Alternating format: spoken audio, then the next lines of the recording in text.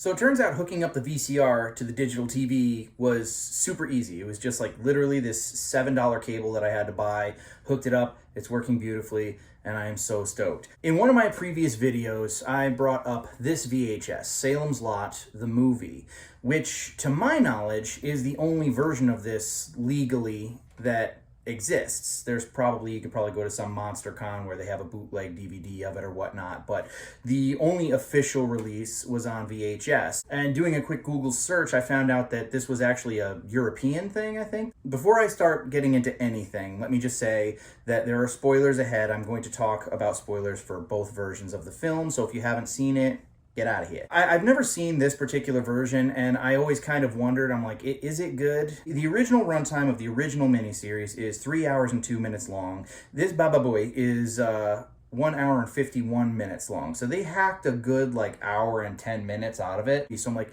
did they make it choppy? Did they take too much out? Did they suck out the life and heart of it? No, actually, surprisingly. I think that they were very smart with the editing. They were very selective. Right off the bat, they cut out the two bookends where Ben Mears and Mark are in Guatemala hiding out. They got right into the beginning credits pretty much. I mean, literally the open scenes are not in the movie. You see the Jeep drive into Salem's Lot. You don't see Ben Mears pull up in front of the Marston house and look at it. It literally just continues with the Jeep driving into town, and then you see Mark Petrie and you're like, wow, they hacked out, right off the bat, they hacked out a good, I would say, probably 5 to 10 minutes worth of footage. But so far it's working as a movie. Most of the stuff that they took out was from the beginning, and there are whole chunks of the film, like with Cully and his wife and Larry Crockett and stuff like that, the whole, love triangle.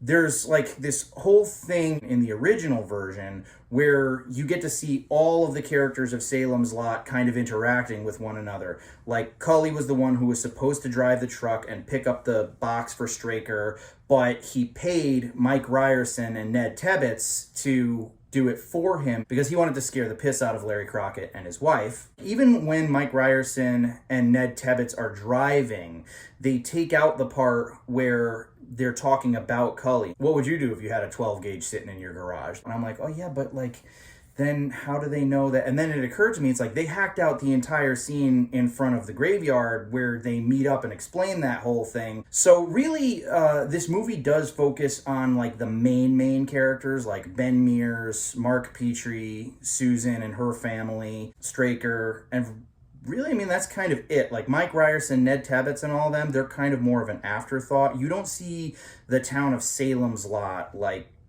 interacting with one another to nearly the degree that you do in the original made-for-TV version. The results? It's more to the point, for sure. It definitely has less substance.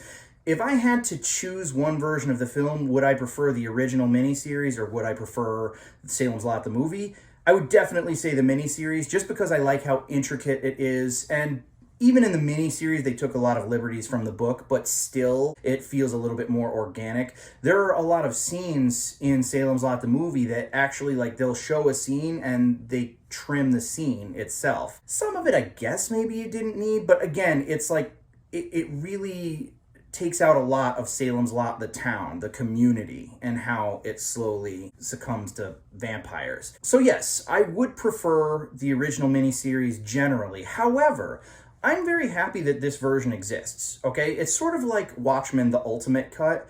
To me, as a fan of the graphic novel, that is the way to watch that movie. It is so amazing to see Watchmen, the director's cut, and then on top of that, to have the Black Freighter cartoon woven in between it. But the damn movie's 3.5 hours long. I don't always feel like sitting down and watching a damn 3.5 hour movie.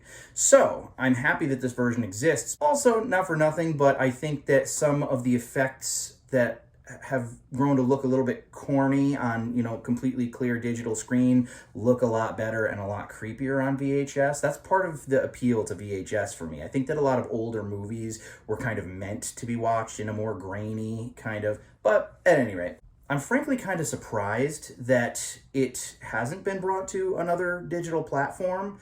It probably is in Europe, I'd imagine, but it basically doesn't exist here, and that's kind of sad to me, because again, officially not getting a bootleg from some convention or something like that, this is the last like format that you're going to be able to watch this movie on. If there was one major criticism that I had about the movie, I mean, it's clear that it wasn't going to be as intricate as a miniseries. You can't hack that much out. It's that I wish they had at least left the bookend like at the end, and that's just a personal preference, okay? Because in the regular version, Susan finds Ben Mears and Mark Petrie in Guatemala, and Ben is the one who kills her.